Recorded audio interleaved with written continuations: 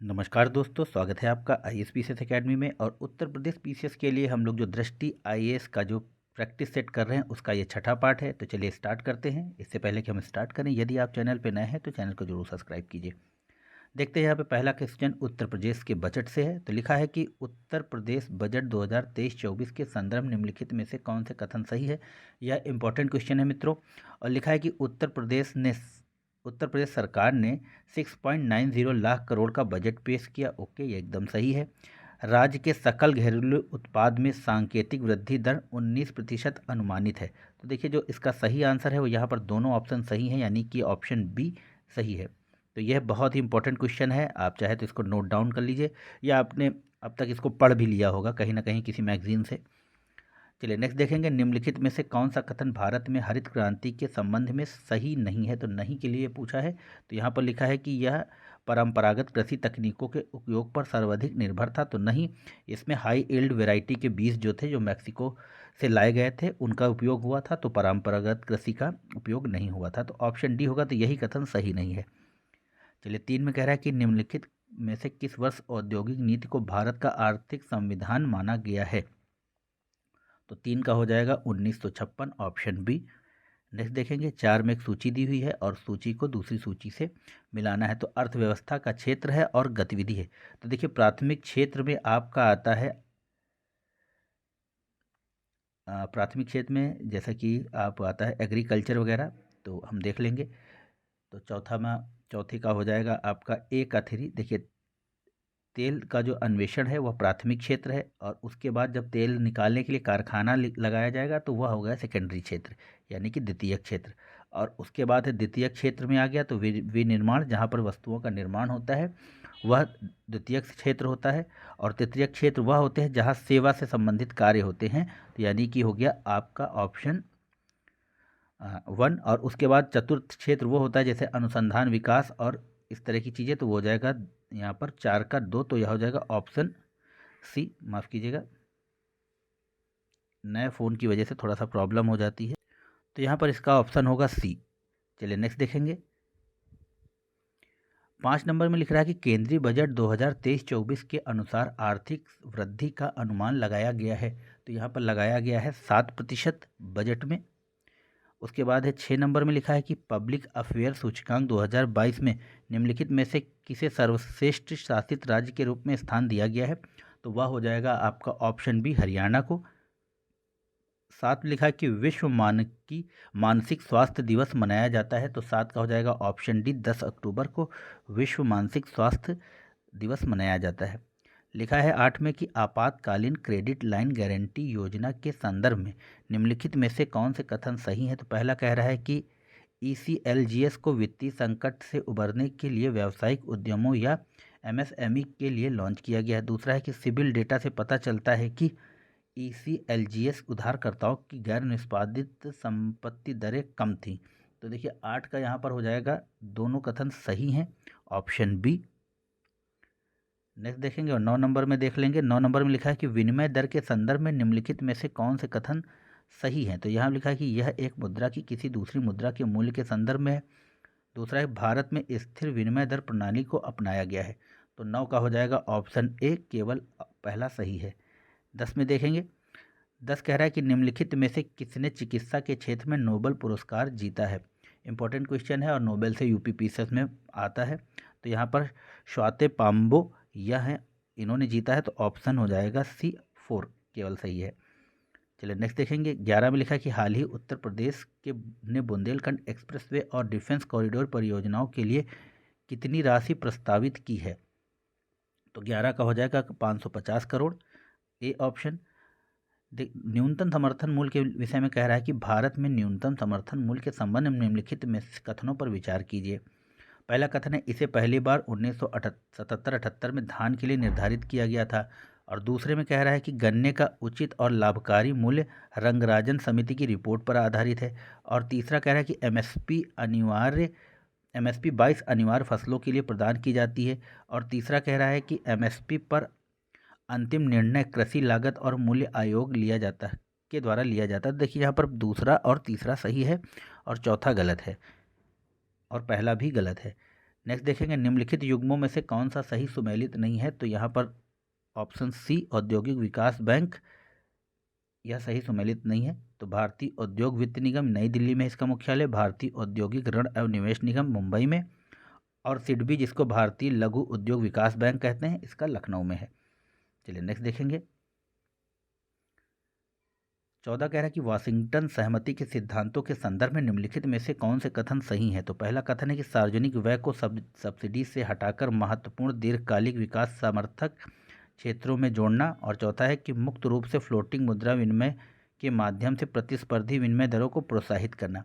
तो यहाँ पर 14 का यहाँ पर ऑप्शन बी 1 और 2 दोनों सही हैं। 15 नंबर क्वेश्चन कह रहा है कि हाल ही में केंद्रीय बजट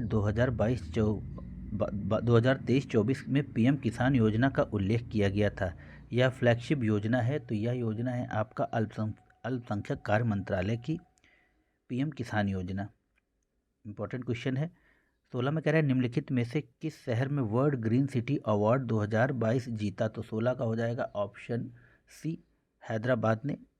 भारत में कुल कितने अधिसूचित हाथी अभ्यारण्य हैं। 17 का हो जाएगा बी 33। 18 में कह रहा है कि आर्थिक सर्वेक्षण 2022-23 के अनुसार आवधिक श्रम बल सर्वेक्षण से पता चलता है कि 15 वर्ष और उससे अधिक आयु के लोगों के लिए शहरी बेरोजगारी दर में गिरावट आई है। तो 18 का हो जाएगा 7.2 यानी कि ऑप्शन ए। 19 में लिखा है कि पुनर्निर्माण और विकास के लिए अंतर्राष्ट्रीय बैंक के संदर्भ में निम्नलिखित में से कौन से कथन सही हैं। पहला कथन कह रहा है कि इसे वर्ष 1945 में यूरोप की पुनर्निर्माण की प्रक्रिया में मदद करने के लिए बनाया गया था। दूसरा, इसके वर्तमान में इसके 189 सदस्य हैं। तो 19 का हो जाएगा केवल ऑप्शन सी, केवल इसके 189 सदस्य हैं। पहला गलत है। चलिए 20 में कह रहा है कि हाल ही में आयोजित 6वीं इंडिया मोबाइल कॉन्फ्रेंस की थीम क्या थी।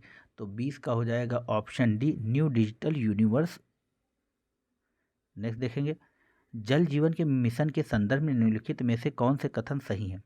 पहला कथन कह रहा है कि उत्तर प्रदेश सरकार ने जल जीवन मिशन के लिए 30,000 करोड़ रुपए आवंटित किए हैं। फिर दूसरा कह रहा है कि उत्तर प्रदेश के सभी 2.26 करोड़ परिवारों को शुद्ध पेयजल उपलब्ध कराने का लक्ष्य रखा गया है। तो देखिए यहाँ पर केवल दूसरा सही है, पहला गलत है। लिखा है सार्वजनिक वितरण के संदर्भ में निम्नलिखित में से कौन से कथन सही हैं। पहला कथन कह रहा है कि संशोधित सार्वजनिक वितरण प्रणाली जून 1997 में शुरू की गई थी। फिर कह रहा है कि आरपीडीएस के तहत लाभार्थियों को 2 श्रेणियों गरीब रेखा के नीचे और गरीबी रेखा के ऊपर में विभाजित किया गया है। तो 22 का हो जाएगा ऑप्शन डी, ना तो 1 ना ही 2 सही है। नेक्स्ट देखेंगे लिखा है कि भारत में गरीबी का आकलन किया जाता है। तो 23 में हो जाएगा आपका नीति आयोग के द्वारा। नेक्स्ट देखेंगे शुद्ध घरेलू उत्पाद के बराबर है। तो 24 का हो जाएगा सी सकल घरेलू उत्पाद माइनस मूल्य ह्रास, ऑप्शन सी। नेक्स्ट देखेंगे लिखा है 25 में कि केंद्रीय बजट 2023-24 में 7 प्राथमिकताओं का उल्लेख किया गया जिसको सप्तऋषि कहा जाता है। इनमें से कौन सा इसका हिस्सा नहीं। यह इंपॉर्टेंट है मित्रों। और महिला सशक्तिकरण इसका हिस्सा नहीं है। यानी वित्तीय क्षेत्र, समावेशी विकास और हरित विकास, यह सब इंपॉर्टेंट है। चलिए आगे देखेंगे लिखा है कि निम्नलिखित में से कौन सा स्टेट फास्ट नून अभ्यास आयोजित करता है। तो 26 का हो जाएगा ऑप्शन सी नाटो। नेक्स्ट देखेंगे उत्तर प्रदेश इलेक्ट्रॉनिक वाहन निर्माण एवं गतिशीलता नीति 2022 के संदर्भ में निम्नलिखित में से कौन सा कथन सही है। तो यहाँ पर लिखा हुआ है कि Uttar Pradesh power corporation limited charging अधोसंरचना के निर्माण हेतु निवेश के समन्वय एवं सुविधा हेतु नोडल एजेंसी है। फिर दूसरा कह रहा है कि चार्जिंग स्टेशनों का 50% दर से एकमुश्त पूंजीगत अनुदान प्रदान किया जाएगा जो अधिकतम 50 लाख रुपए प्रति यूनिट के अधीन होगा। तो देखिए यहाँ पर ऑप्शन डी होगा, ना तो 1 ना ही 2 सही है आपका। चलिए नेक्स्ट देखेंगे लिखा है कि वित्तीय वर्ष 2023 में औसत जीएसटी संग्रह बढ़कर हो गया है। तो 28 का सी 1.49 लाख करोड़ रुपए। नेक्स्ट देखेंगे लिखा है अंतर्राष्ट्रीय वित्त निगम निम्नलिखित में से किस संगठन का एक हिस्सा है। तो 29 का हो जाएगा विश्व बैंक का, ऑप्शन बी। आगे बढ़ेंगे और 30 में लिखा हुआ है कि निम्नलिखित में से किसे 2022 में यूएन एसडीजी एक्शन अवार्ड से सम्मानित किया गया है? तो देखिए 30 का हो जाएगा ऑप्शन बी, सृष्टि बख्शी को। नेक्स्ट देखेंगे, हाल ही में उत्तर प्रदेश ने Delhi Ghaziabad Meerut corridor regional rapid transit system project के लिए बजट राशि आवंटित की है, तो यह है। तो देखिए राशि को बताना है, तो यहाँ पर ऑप्शन डी 1306 करोड़ रुपए की राशि है। यहाँ पर एक कथन और कारण दिया है 32 में, तो कथन पढ़ेंगे। विश्व व्यापार संगठन ने ग्रीन बॉक्स में कृषि सब्सिडी शामिल है जो व्यापार के लिए न्यूनतम और कोई विकृति नहीं करती। फिर कारण कह रहा है कि इस श्रेणी के तहत सब्सिडी बिना सीमा के अनुमति दी जाती है। तो देखिए इसका जो सही आंसर होगा 32 का, वह है आपका ऑप्शन ए तथा आर दोनों सही है, और आर ए की सही व्याख्या भी करता है। चलिए नेक्स्ट देखेंगे, बेसल समझौते निम्नलिखित में से किस क्षेत्र से संबंधित हैं? तो देखिए 33 का हो जाएगा आपका ऑप्शन बी, बैंकिंग, जिसको बेसल नॉर्म्स भी कहा जाता है, तो बैंकिंग क्षेत्र से संबंधित हैं। लिखा है निम्नलिखित में से किस देश ने सबसे पहले सकल राष्ट्रीय खुशहाली सूचकांक विकसित किया? तो देखिए यह हो गया आपका ऑप्शन डी, भूटान। 34 का हो जाएगा डी। चलिए नेक्स्ट देखेंगे, और लिखा है कि केंद्रीय बजट से जितने भी क्वेश्चन है वो सभी इंपॉर्टेंट है मित्रों। 2023-24 के अनुसार सिकिल सेल एनीमिया उन्मूलन का लक्ष्य रखा गया है, तो वह है वर्ष 2047। यह भी इम्पोर्टेंट क्वेश्चन है। किस शहर में भारत के पहले माइग्रेशन मॉनिटरिंग सिस्टम का उद्घाटन किया गया है? तो 36 का हो जाएगा सी, मुंबई में। नेक्स्ट देखेंगे, उत्तर प्रदेश सरकार ने एक बागवानी मॉडल ग्राम विकसित करने का निर्णय लिया है, तो 37 का हो जाएगा आपका ऑप्शन सी, विकास खंड स्तर पर। नेक्स्ट देखें, प्रत्यक्ष विदेशी निवेश के संदर्भ में निम्नलिखित में से कौन से कथन सही है?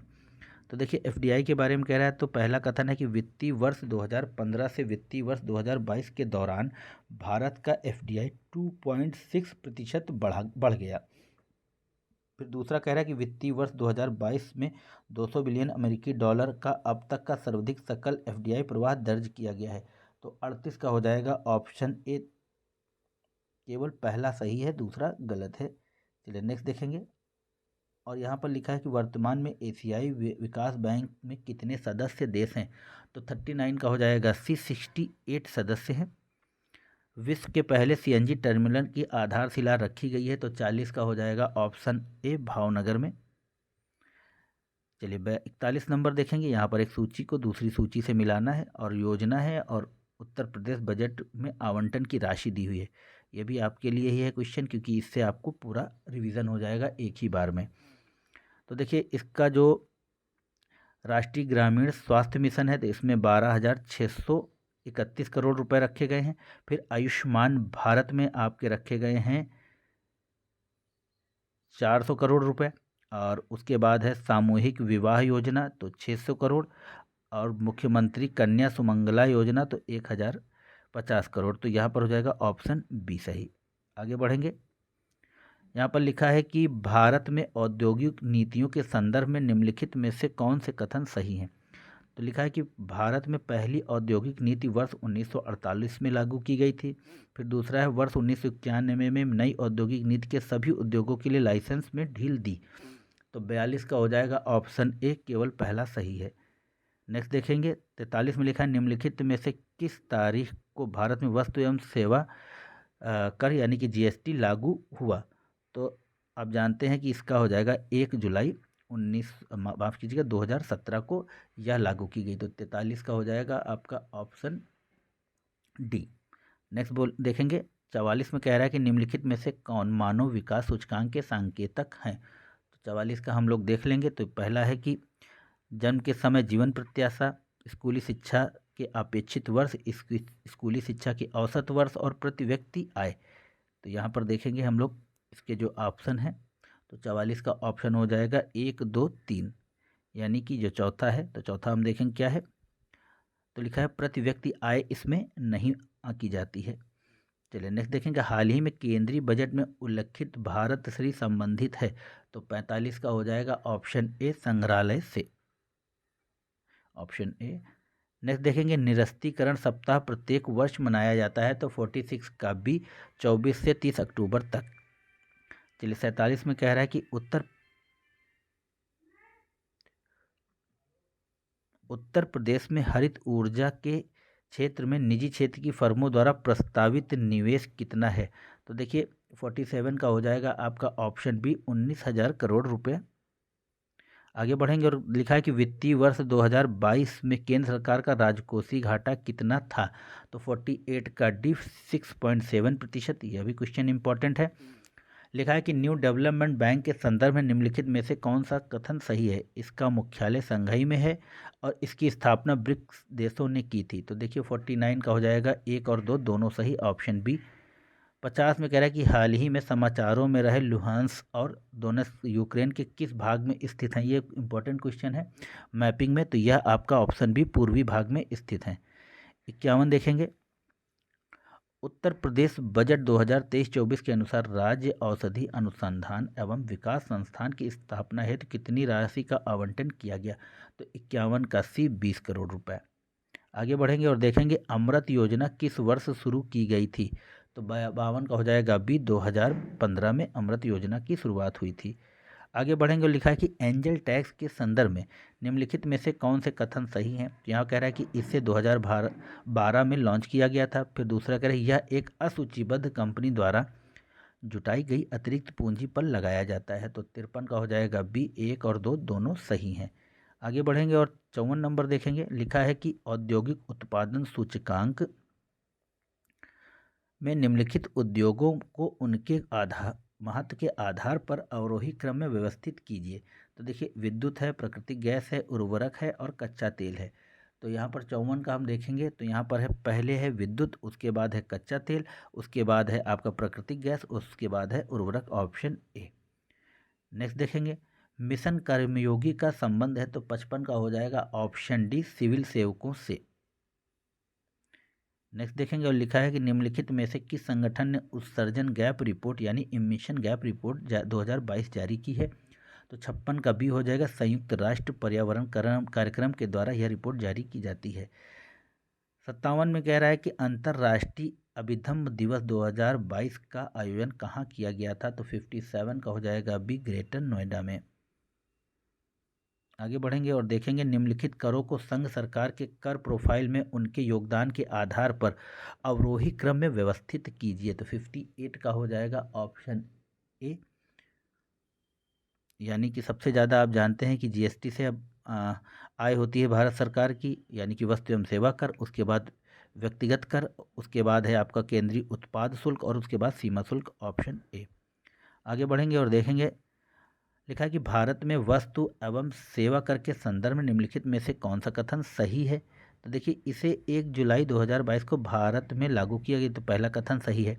यह प्रत्यक्ष कर का एक रूप है जहां खरीदार वस्तुओं के लिए सीधे भुगतान करता है, तो देखिए 59 का आपका केवल पहला सही है, यह अप्रत्यक्ष कर नहीं बल्कि अप्रत्यक्ष कर है। आगे बढ़ेंगे 60 में कह रहा है निम्नलिखित में से किसे UNHCR नानसेन रिफ्यूजी अवार्ड 2022 से सम्मानित किया गया है, तो 60 का हम देखेंगे तो वो हो जाएंगे एंजेला मार्केल को, जो कि जर्मनी की पूर्व चांसलर हैं। लिखा है कि उत्तर प्रदेश ने सड़कों के रखरखाव के लिए 3000 करोड़ रुपए की राशि प्रस्तावित की है, तो 61 का हो जाएगा आपका ऑप्शन सी सड़क राज्य सड़क निधि से।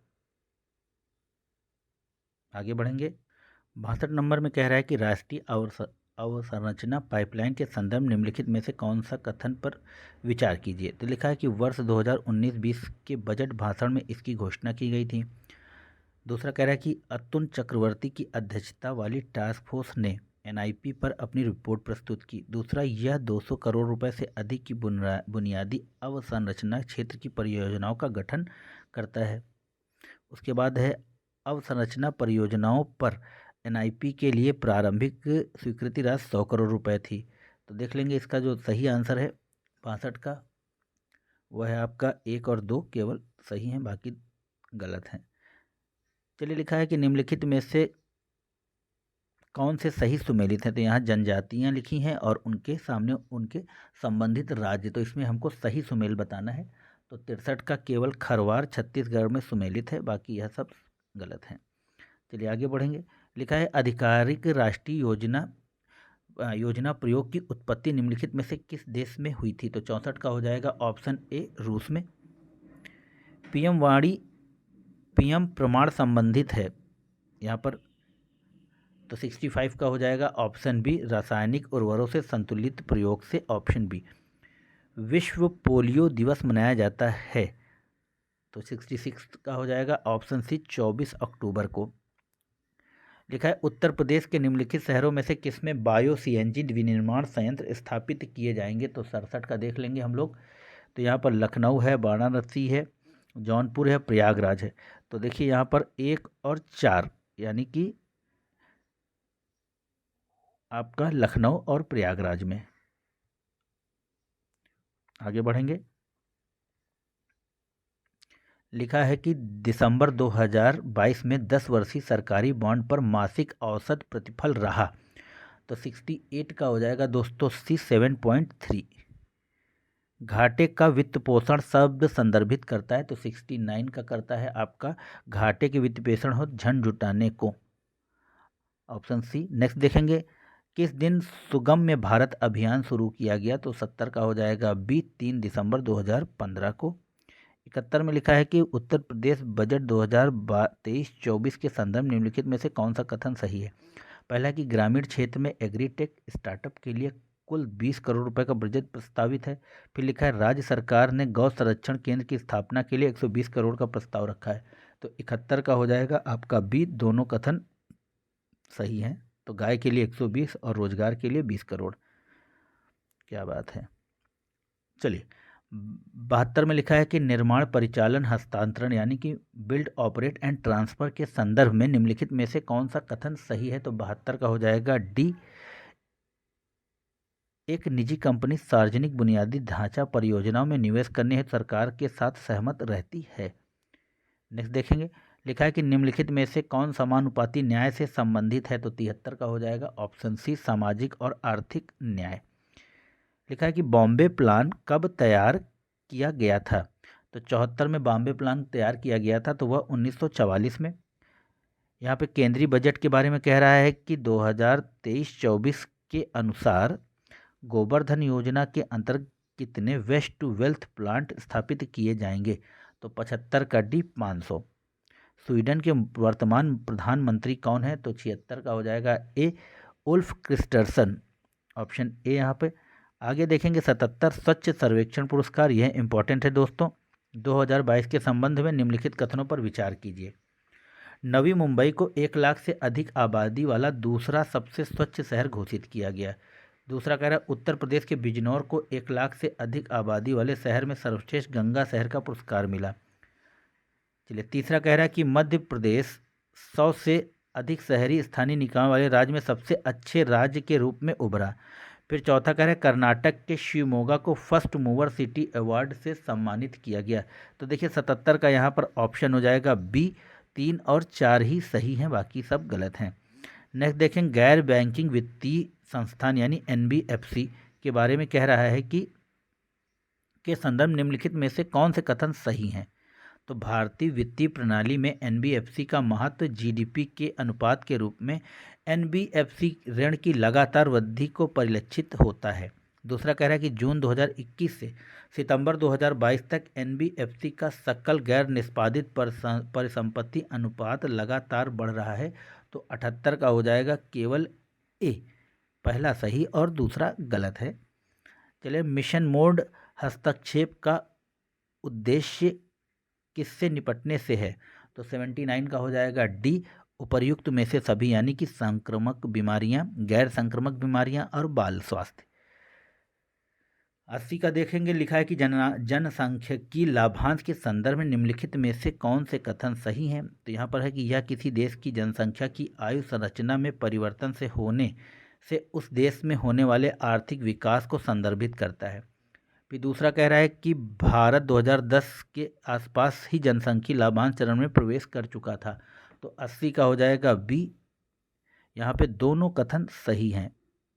आगे बढ़ेंगे और लिखा है कि विश्वकर्मा श्रम सम्मान योजना के तहत पारंपरिक कारीगरों को निःशुल्क प्रशिक्षण दिया जाएगा। तो 81 का हो जाएगा ये 6 दिन के लिए।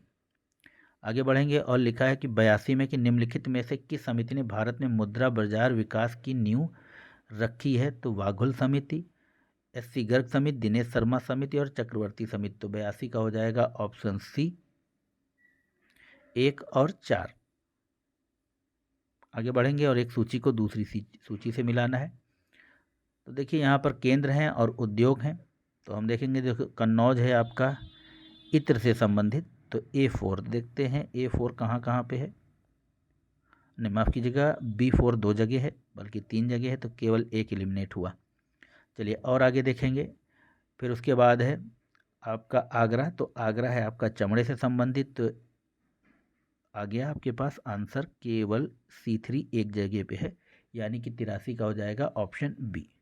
नेक्स्ट देखेंगे, लिखा है कि संसद सदस्य स्थानीय क्षेत्र विकास योजना शुरू की गई थी। तो 84 का शुरू किया गया था 1993 में। 85 में लिखा है कि केंद्रीय बजट 2023-24 में मिष्टी शब्द का संबंध है। तो 85 का हो जाएगा आपके पास ऑप्शन बी, मैग्रो वृक्षारोपण से। आगे बढ़ेंगे और लिखा है कि अग्नि प्राइम के संदर्भ में निम्नलिखित में से कौन सा कथन सही है? तो पहला कथन कह रहा है कि अग्नि प्राइम हाल ही में भारतीय अंतरिक्ष अनुसंधान संगठन द्वारा परीक्षण किया गया। यह 2 चरणों वाली कनस्त्रीकृत यानी कनस्ट्रेटेड मिसाइल है। तो देखिए 86 का हम देखेंगे यहाँ पर, तो वो हो जाएगा आपका ऑप्शन सी, केवल दूसरा सही है। 86 माफ़ कीजिएगा 86 का, हाँ, तो केवल दूसरा। 87 में कह रहा है कि निम्नलिखित में से कौन सा देश विश्व में चीनी का सबसे बड़ा उत्पादक है? तो इस समय तो अपना भारत है, ऑप्शन बी। नेक्स्ट देखेंगे, आर्थिक सर्वेक्षण 2022-23 के अनुसार सितंबर 2022 के अंत तक कितने कॉरपोरेट दिवाला समाधान प्रक्रियाएं शुरू हो चुकी हैं? तो 88 का हो जाएगा ए, 5000 से अधिक। 89 में लिखा है निम्न में से कौन सा यूनिवर्सल बेसिक इनकम का घटक नहीं है? तो यहाँ पर इसका घटक नहीं पूछा है, और 89 का जो सही आंसर होगा वह होगा समुदाय। नेक्स्ट देखेंगे, भारत के चुनाव आयोग द्वारा निम्नलिखित में से किससे राष्ट्रीय आइकन घोषित किया गया है? तो 90 का हो जाएगा ऑप्शन ए, पंकज त्रिपाठी को। नेक्स्ट देखेंगे, हाल ही में उत्तर प्रदेश सरकार ने उत्तर प्रदेश सौर ऊर्जा नीति 2022 को लागू करने के लिए कितनी धनराशि प्रस्तावित की है? तो 91 का हो जाएगा ऑप्शन ए, 317 करोड़ रुपए। 92 में संगठित मुद्रा बाजार के संबंध में निम्नलिखित में से कौन सा कथन सही है? तो पहला कह रहा है कि भारत सरकार 14 दिन के ट्रेजरी बिल और 91 दिन के ट्रेजरी बिल जारी करती है। दूसरा कार्य कॉल मनी मार्केट वाणिज्यिक बैंकों द्वारा निजी ऋणदाताओं को जारी किया जाता है। तो देखिए 92 का यहाँ पर ऑप्शन हो जाएगा डी, ना तो एक और ना ही दो सही हैं, यहाँ पर दोनों कथन गलत हैं। चलिए 93 में कह रहे हैं निम्नलिखित में से कौन महात्मा गांधी राष्ट्रीय ग्रामीण रोजगार गारंटी अधिनियम 2005 के उद्देश्य हैं? तो यहाँ ग्रामीण साक्षरता, ग्रामीण शहरी प्रवास को कम करना, टिकाऊ परिसंपत्ति का सृजन और सामाजिक समता। तो 93 का हो जाएगा ऑप्शन डी, 2, 3, 4, यानी कि साक्षरता उसमें संबंधित नहीं है। 94 में कह रहा है कि 20 सूत्री कार्यक्रम के संदर्भ में निम्नलिखित में से कौन से कथन सही हैं? तो यहाँ पर देख लेंगे, तो यहाँ पर लिखा है कि TPP दूसरी केंद्रीय योजना थी जिसे जुलाई 1983 में शुरू किया गया। उसके बाद है TPP का उद्देश्य गरीबी रेखा से नीचे रहने वाले लोगों की जीवन गुणवत्ता में सुधार करना था। तो 94 का ऑप्शन सी हो जाएगा, यहाँ पर केवल 2 सही है। 95 में केंद्रीय बजट 2023-24 के अनुसार राज्यों को राजकोषीय घाटे की अनुमति होगी। तो 95 का हो जाएगा option B, 3.5%। The 7 moons of Maali Almeida पुस्तक के लेखक कौन हैं? तो यहाँ पर 96 का हो जाएगा option A, Shehan Karuna Tilak. Poverty and shared prosperity 2022 correcting code शीर्षक वाली रिपोर्ट जारी की गई। यह क्वेश्चन इंपॉर्टेंट। तो 97 का हो जाएगा बी, विश्व बैंक के द्वारा। नेक्स्ट देखेंगे 98, लिखा है कि अक्टूबर 2022 में अंतर्राष्ट्रीय वित्त सेवा प्राधिकरण द्वारा निम्नलिखित में से किस घरेलू क्षेत्र में नियामकों की शक्ति ग्रहण की गई? तो पहला कि भारतीय दूरसंचार नियामक प्राधिकरण, फिर दूसरा है भारतीय सुरक्षा विनिमय बोर्ड, तीसरा है भारतीय बीमा नियामक प्राधिकरण और चौथा है भारतीय रिजर्व बैंक। तो यहाँ पर जो ऑप्शन हो जाएगा आपका सही वो हो जाएगा 2, 3, 4, यानी कि पहला गलत और तीनों सही है। 99, भारत में बैंकों के राष्ट्रीयकरण के संदर्भ में निम्नलिखित में से कौन से कथन सही हैं? तो लिखा है कि वर्ष 1969 में 30 बैंकों का राष्ट्रीयकरण किया गया था। सरकार ने व्यवसायों को प्रोत्साहित करने के लिए बैंकों का राष्ट्रीयकरण करने का निर्णय लिया। तो देखिए यहाँ पर ऑप्शन सी होगा, केवल 2 सही है। बैंकों का राष्ट्रीयकरण हुआ था मगर 14 बैंकों का राष्ट्रीयकरण हुआ था, 30 का नहीं। चलिए, निम्नलिखित में से किसे भारत का पहला 24x7 सौर ऊर्जा संचालित गांव घोषित किया गया है? बढ़िया क्वेश्चन है और ये है आपका मोढेरा, ऑप्शन डी। उत्तर प्रदेश सरकार ने गोरखपुर औद्योगिक कॉरिडोर के लिए कितनी राशि प्रस्तावित की है? तो 101 का हो जाएगा आपका ऑप्शन डी 200 करोड़। 2 में देख लेंगे तो यहाँ पर बंद ही हो गया, तो वेट करिए आप। 102 में कह रहा है कि निम्नलिखित में से कौन सा सही सुमेलित नहीं है? तो यहाँ पर देख लेंगे हम लोग, आरबीआई, कमोडिटी आधारित एक्सचेंज ट्रेड फ्यूचर्स, इरडा, बीमा उत्पादक, सेबी, क्रेडिट उत्पाद, बचत और प्रेषण और पीएफआरडी। तो 102 का हम देखेंगे तो यहाँ पर ऑप्शन देख लेंगे तो यहाँ पर आरबीआई और सेबी ये दोनों सही सुमेलित नहीं हैं, बाकी सब सही सुमेलित हैं। लिखा है कि देश की आर्थिक समृद्धि का उपयुक्त मापदंड क्या है? तो 103 का हो जाएगा प्रति व्यक्ति आय, ऑप्शन ए। ये क्वेश्चन इंपॉर्टेंट है, याद रखिएगा। लिखा है निम्नलिखित में से कौन सी पंचवर्षीय योजना हैरोड डोमर मॉडल पर आधारित थी? तो 4 का हो जाएगा, यहाँ पर प्रथम पंचवर्षीय योजना हैरोड डोमर मॉडल पर आधारित थी। ये भी क्वेश्चन इंपॉर्टेंट है, पूछ लिए जाते हैं। 105 में लिखा है कि अमृत धरोहर योजना के संदर्भ में निम्नलिखित में से कौन से कथन सही हैं? तो 105 में देख लेंगे तो हम लोग लिखेंगे यह ऐतिहासिक स्मारकों की सुरक्षा के लिए एक योजना है और उसके बाद है यह पर्यटन मंत्रालय की एक पहल है। तो यहाँ पर ऑप्शन डी होगा, ना तो 1 ना ही 2 सही है। आगे बढ़ेंगे और लिखा है कि निम्नलिखित में से कौन से देश टाइगर ट्रैम्प अभ्यास में भाग लिए हैं? तो 106 का हो जाएगा ऑप्शन सी, भारत और यूएसए। आगे बढ़ेंगे और देखेंगे 7 में क्या कह रहा है। 7 में कह रहा है कि निम्नलिखित में से कौन सा देश हाल में ही भूमध्य सागर में एक स्थानीय समुद्री सीमा स्थापित करने पर सहमत हुए हैं? तो बहुत बेहतरीन क्वेश्चन, और ये क्वेश्चन आ सकता है। तो लेबनान और इजराइल ने एक तरह का समझौता किया है। आगे बढ़ेंगे, लिखा है निम्नलिखित में से कौन से राज्य स्टार्स प्रोजेक्ट का हिस्सा हैं? तो 108 का हो जाएगा आपके पास हिमाचल प्रदेश और केरल और मध्य प्रदेश, जिसमें उत्तर प्रदेश नहीं है, तो ऑप्शन हो जाएगा बी। 109 में लिखा है निम्नलिखित में से किस बैंक का भारतीय स्टेट बैंक में विलय नहीं किया गया था? तो 109 का सी, देना बैंक का, और भारतीय महिला बैंक, स्टेट बैंक ऑफ त्रिवेणकोर और स्टेट बैंक ऑफ मैसूर। फिर से एक बंद हो गया, वेट कीजिए, माफ़ कीजिएगा दोस्तों, ये OnePlus फ़ोन लिया है अभी मैंने कल ही, तो ये अभी मैं ज़्यादा चला नहीं पा रहा हूँ, जिसकी वजह से बार बार ये बंद हो जाता है, तो इसको इग्नोर करिए। 110 नंबर क्वेश्चन देखेंगे कि वैश्विक बहुआयामी गरीबी सूचकांक 2022 के संदर्भ में निम्नलिखित में से कौन सा कथन सही है? तो पहला कथन कह रहा है कि नाइजीरिया में दुनिया भर में सबसे ज़्यादा गरीब लोग रहते हैं।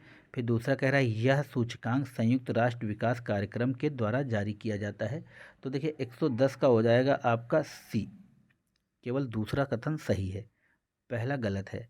उत्तर प्रदेश बजट 2022-23-24 की थीम, बहुत ही इम्पॉर्टेंट क्वेश्चन, और इसका जो सही आंसर है वो है आत्मनिर्भर उत्तर प्रदेश के लिए समावेशी विकास, ऑप्शन ए। बहुत इम्पॉर्टेंट है, कहीं भी पूछा जा सकता है किसी भी परीक्षा में।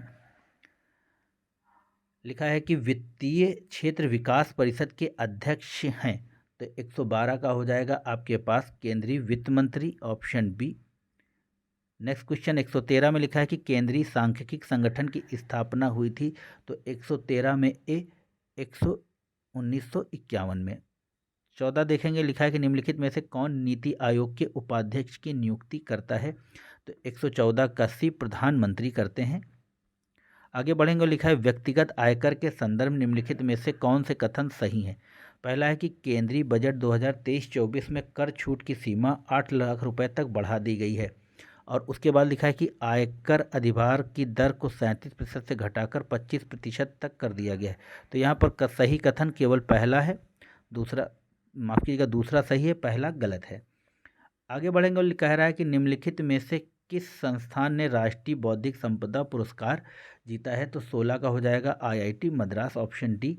आगे बढ़ेंगे, विश्व का पहला सिंगल चार्जर नियम किसके द्वारा अपनाया गया या एकल अधिभियोक्ता?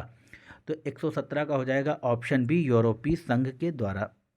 आगे बढ़ेंगे और 18 में लिखा है कि आर्थिक सर्वेक्षण 22-23 के अनुसार मुद्रास्फीति के संदर्भ में निम्नलिखित कथनों पर विचार कीजिए।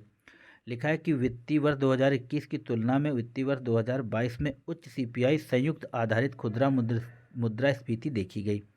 फिर दूसरा है कि वित्तीय वर्ष 2022 के दौरान तेल और वसा, ईंधन और प्रकाश और परिवहन और संचार ने उच्च मुद्रास्फीति को दर्ज किया है। फिर से ये बंद हो गया, एक मिनट दोस्तों। फिर 3 में कह रहा है कि रूस यूक्रेन संकट के कारण अप्रैल 2022 में हेडलाइन मुद्रास्फीति दर में कमी आई। फिर 4 में कह रहा है RBI ने वित्तीय वर्ष 2023 के लिए 6.8% मुद्रास्फीति का अनुमान लगाया था। तो यहाँ पर जो सही आंसर है वह है केवल आपका 2 और 4, ऑप्शन सी। आगे बढ़ेंगे, श्रिंकफ्लेशन के संबंध में निम्नलिखित कथनों पर विचार कीजिए। तो 19 में कह रहा है कि यह प्रच्छन्न मुद्रास्फीति का एक रूप है। फिर इसे व्यवसाय और शैक्षणिक अनुसंधान में एकमुश्त पैकेज डाउनसाइजिंग के रूप में जाना जाता है। फिर श्रिंकफ्लेशन का प्राथमिक कारण कम उत्पादन लागत है। फिर चौथा, श्रिंकफ्लेशन बाजार में प्रतिस्पर्धा के अभाव में होता है। तो देखिए 119 का हो जाएगा ऑप्शन ए सही यहाँ पर, यानी कि 1 और 2 सही हैं। चलिए 120 में देखेंगे, लीड्स इंडेक्स 2022 के संदर्भ में निम्नलिखित कथनों में से कौन से कथन सही हैं? तो पहला कथन कह रहा है उत्तर प्रदेश को इस इंडेक्स में अचीवर्स स्टेट की श्रेणी में रखा गया है। दूसरा कह रहा है यह राज्य के बीच प्रतिस्पर्धा का माहौल बनाने के लिए आयोजित किया जाता है। तो देखिए 120 का यहाँ पर जो सही आंसर होगा वह 1 और 2 दोनों सही हैं। नेक्स्ट क्वेश्चन देखेंगे, 121 में कह रहा है कि वर्ष 2023-24 में उत्तर प्रदेश सरकार के बजट में कितनी किसान पाठशालाओं के आयोजन का प्रस्ताव रखा गया है? तो वह हो जाएगा ऑप्शन बी, 17,000। भारतीय रिजर्व बैंक के संदर्भ में निम्नलिखित में से कौन से कथन सही हैं? तो पहला कथन है कि RBI की स्थापना 1 अप्रैल 1936 को हुई थी और इसका राष्ट्रीयकरण 1949 में हुआ था। तो देखिए 122 का जो सही आंसर है वह है केवल 2, क्योंकि यह 1935 में स्थापित किया गया था। नेक्स्ट देखेंगे, लिखा है निम्नलिखित में से कौन सा सही सुमेलित है? तो यहाँ इस्पात संयंत्र दिए हैं और उनके सहयोगी देश, यानी कि किस देश के सहयोग से यह स्थापित किए गए हैं? तो राउरकेला यहाँ पर जर्मनी के सहयोग से स्थापित किया गया था। चलिए, लिखा है बिमल जामलौन समिति संबंधित थी। तो 124 का बी, RBI में मौजूदा आर्थिक पूंजी ढांचे की समीक्षा से। आगे बढ़ेंगे और लिखा है कि केंद्रीय बजट 2023-24 के अनुसार स्टार्टअप इकोसिस्टम में भारत की कौन सी रैंक हासिल हुई? तो 125 का हो जाएगा ऑप्शन बी, तीसरी। नेक्स्ट देखेंगे, हाल ही में जागृति यादव एक दिन के लिए ब्रिटिश उच्चायुक्त बनी, वह कहाँ से संबंध रखती हैं? तो 126 का हो जाएगा लखनऊ से, ऑप्शन डी। 127 में लिखा हुआ है कि उत्तर प्रदेश दुग्धशाला विकास एवं दुग्ध उत्पाद प्रोत्साहन नीति 2022 के संदर्भ में निम्नलिखित में से कौन से कथन सही हैं? 127, इस नीति का उद्देश्य दुग्ध प्रसंस्करण के स्तर को 10% से बढ़ाकर 25% करना। फिर यह है कि यह बाजार के लिए उपलब्ध दुग्ध को भी 44% से बढ़ाकर 85% तक कर देना। तो 127 का केवल ऑप्शन ए सही है। नेक्स्ट देखेंगे, 28 में लिखा है कि हाउसिंग प्राइस इंडेक्स के संदर्भ में निम्नलिखित में से कौन से कथन सही हैं? तो एचपीआई आवास और शहरी मामलों के मंत्रालय द्वारा प्रकाशित किया जाता है। एचपीआई मूल्यांकन मूल्य प्राथमिक ऋणदाता संस्थाओं से एकत्रित आवासीय इकाइयों के मूल्यांकन पर आधारित होता है। तो यहाँ पर हो जाएगा केवल दूसरा कथन सही है, पहला गलत है।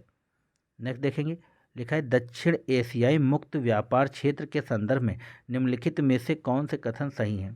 तो पहला है कि यह क्षेत्रीय सहयोग के लिए दक्षिण एशियाई संघ की एक मुक्त व्यापार व्यवस्था है। फिर दूसरा है समझौता 2006 में लागू हुआ था। तो 29 का हो जाएगा ऑप्शन बी। दोनों कथन यहाँ पे सही हैं। आगे बढ़ेंगे और 30 में कह रहा है कि निम्नलिखित में से कौन सा ग्राफिक वक्र मुद्रास्फीति और बेरोजगारी के बीच से संबंधित है। तो 30 का हो जाएगा डी, फिलिप्स वक्र। मुद्रास्फीति और बेरोजगारी, तो ऐसे आप याद सकते हैं कि बेरोजगार लोग जो है ना वो फिलिप्स का रेडियो सुनते हैं। तो मुद्रास्फीति और बेरोजगारी, बेरोजगार लोग फिलिप्स का रेडियो, फिलिप्स का टीवी कुछ भी ऐसे देखते हैं, सुनते हैं। 131 में लिखा है कि हाल ही में उत्तर प्रदेश सरकार ने निम्नलिखित में से किस पहल के लिए 1000 करोड़ रुपए का प्रावधान किया। तो 131 का हो जाएगा सी, ऑपरेशन कायाकल्प।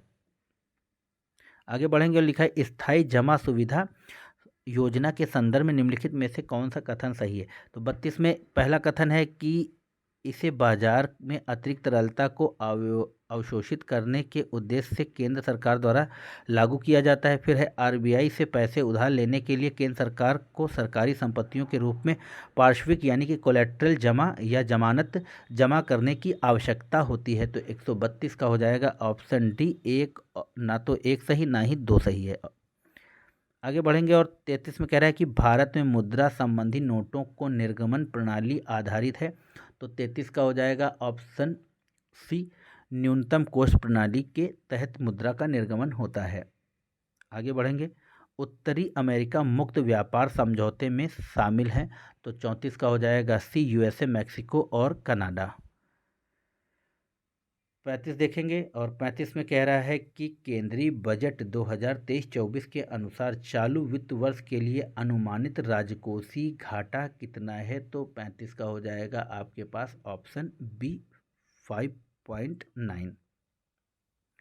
आगे बढ़ेंगे 36 में लिखा है कि एकीकृत शिकायत निवारण तंत्र के अंतर्गत पुलिस थानों को रैंकिंग में उत्तर प्रदेश के कितने पुलिस थानों को प्रथम स्थान प्राप्त हुआ है।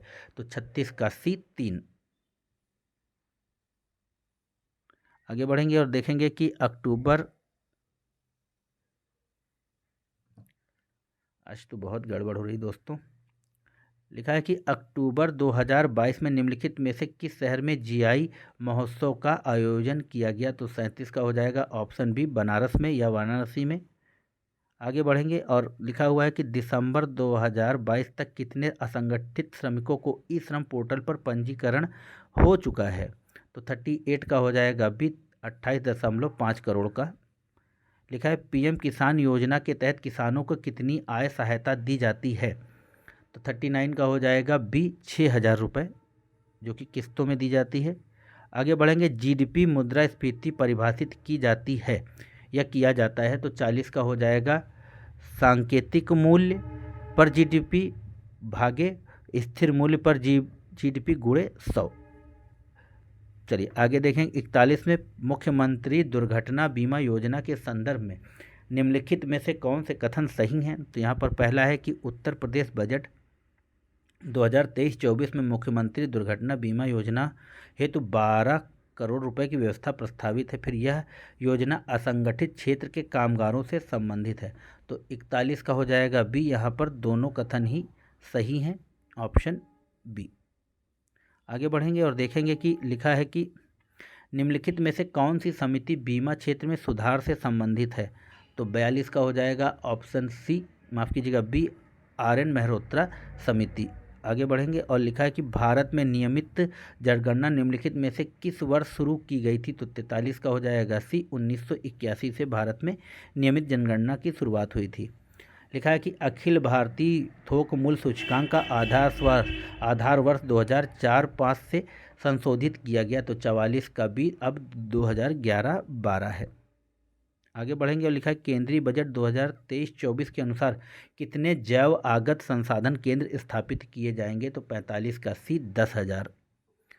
आगे बढ़ेंगे लिखा है कि भारतीय सड़क कॉन्फ्रेंस का 81वां अधिवेशन निम्नलिखित में से किस शहर में आयोजित किया गया?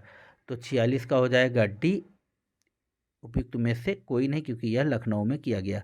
आगे बढ़ेंगे। उत्तर प्रदेश की धान क्रय नीति के संदर्भ में निम्नलिखित में से कौन से कथन सही है? तो पहला कथन, इस नीति के तहत राज्य सामान्य ग्रेड के धान का न्यूनतम समर्थन मूल्य 2040 प्रति क्विंटल निर्धारित किया गया। फिर किसानों के बायोमेट्रिक प्रमाणीकरण से धन की खरीदारी की जाएगी, या माफ़ कीजिएगा, धान की खरीदारी की जाएगी। तो 47 का हो जाएगा बी। यहाँ पर दोनों कथन ही सही हैं। आगे बढ़ेंगे और लिखा हुआ है 49 में 48 में कि निम्नलिखित में से किस मंत्रालय ने उद्योगों को वार्षिक सर्वेक्षण 2019-20 का आयोजन किया? तो 148 का सी, सांख्यिकी और कार्यक्रम क्रियान्वयन मंत्रालय।